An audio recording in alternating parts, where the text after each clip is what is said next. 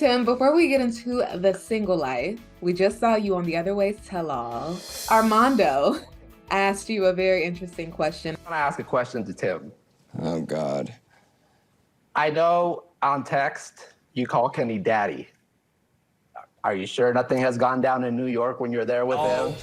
How did you feel about him questioning your relationship with Kenny? But when he dropped the, Tim calls Kenny daddy, yeah, I was like not expecting. That was actually probably one of the most shocking moments for me personally, because it's not like it was a secret or anything. I just wasn't expecting him to drop that. And immediately I could just read the headlines in my mind. Like I knew it was going to be a huge deal.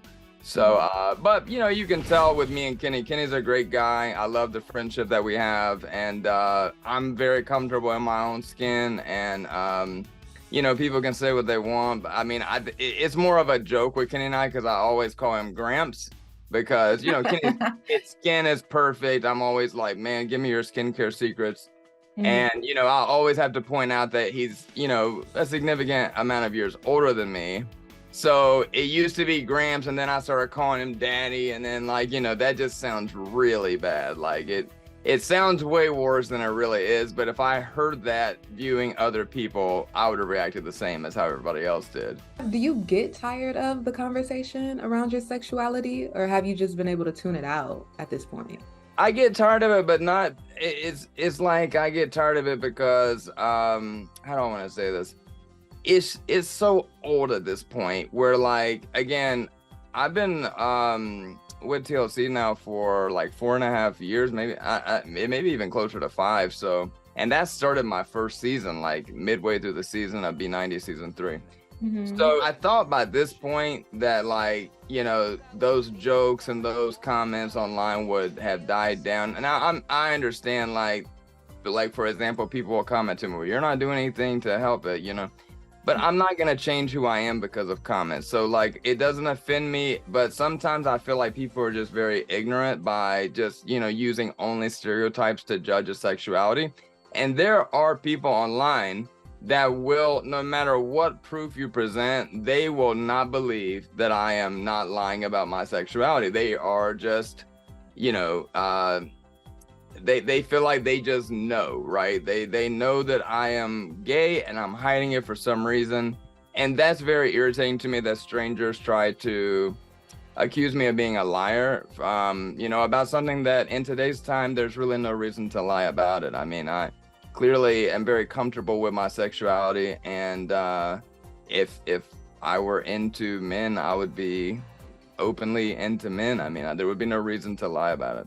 That's real. I get what you're saying. Well, we do live in a world where there is toxic masculinity and people have these ideas of how a man should show up. So I'm curious, how and when did you develop the confidence to really be unapologetic about who you are? That's a great question, because I'm 43 now, and I've talked to a lot of cast members, especially their first season, because it's an adjustment when you kind of get millions of people all of a sudden watching some of the most embarrassing and personal details of your life. And some people deal with it much better than others.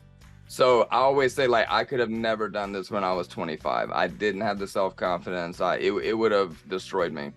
The older I am, I've learned that I've had a lot of people die around me lately the last 2 years. A lot of people get terminally sick. We've seen the economy is bad, COVID. There's so many really big issues going on that people are dealing with, that negative comments, I feel like if that's the worst I've got going on, then I'm doing good.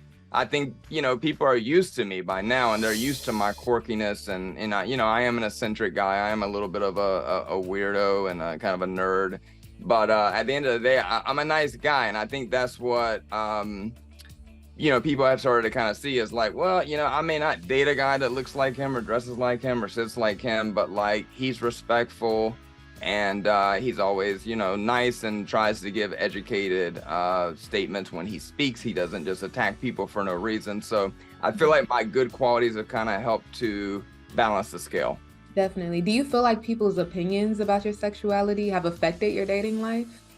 Not at all. No, I don't date fans, number one.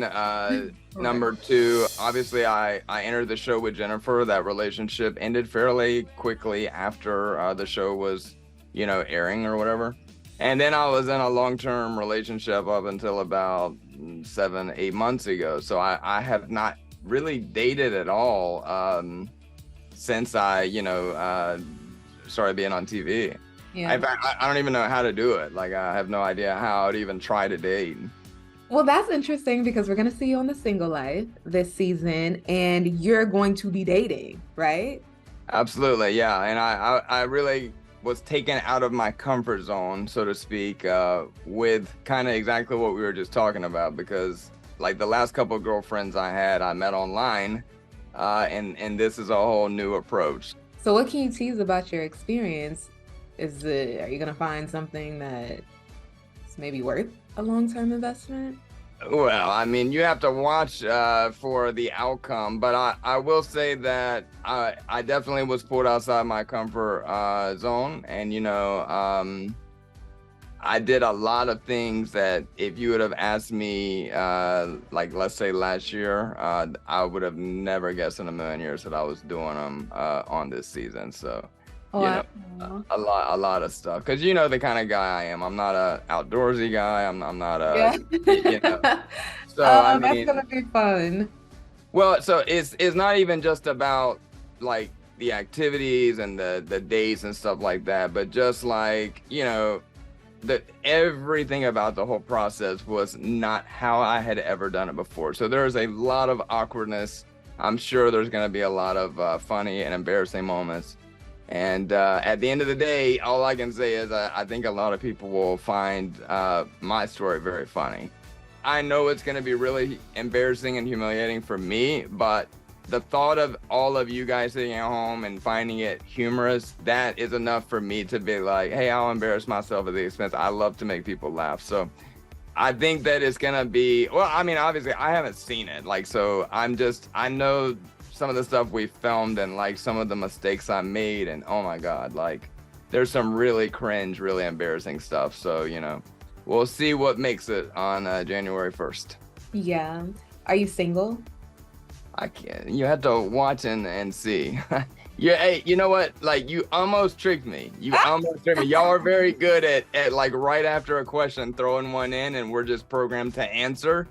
But you got to remember, man, like I've been doing these for a long time, so my brain learns to pause. Well, Veronica, your ex and your bestie, is also going to be on The Single Life. What do you say to fans who are just saying, Tim and Veronica, be together? Your chemistry is amazing, clearly. What do you say to people who are thinking you two are just wasting time by dating other people? It's very funny to both of us that, people said, obviously, like, it's the same with social media, right? Like, you post your best moments and it makes everyone, think that your life is just perfect. But, people see us on television, we're laughing, having a good time, usually on Pillow Talk, or, we're doing something else. But Veronica and I also have a negative side of the relationship, just like anyone else, where, we still get in arguments and have disagreements. And to be honest, at the age we are now, Veronica and I don't have a lot in common as far as activities and like, things that we enjoy doing. So, we're great friends, but like, it's very difficult for like, even for Veronica and I to sit and watch a movie together. Like, our tastes of music and film and just anything that you would have in common with a partner are so like polar opposites.